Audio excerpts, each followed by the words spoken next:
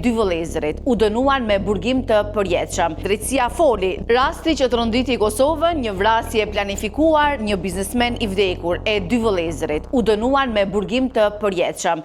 Janë këta vëllezërit Jeton dhe Nexhat Vllasaliu, të cilët janë dënuar me burgim të përjetshëm për vrasjen e Bedri Rexhepit, një biznesmen i njohur. Sipas aktakuzës, ngjarja ndodhi mes janarit dhe 8 prillit 2021.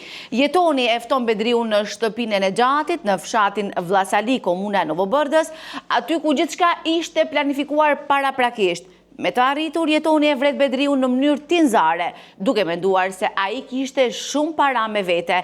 Pastaj veturën e viktimës e çon në një art të fshatit Shushic të Janjevës për ta zhdukur gjurmën. Thërret Nexhatin edhe Nexhati e ndihmon. Prokuroria i ngarkon me vrasje të rënd dhe dëmtim të kufomës. Tani drejtësia foli, dy vëllezërit do të kalojnë jetën pas grilave. Për më shumë informacion qëndroni në telegrafi.com.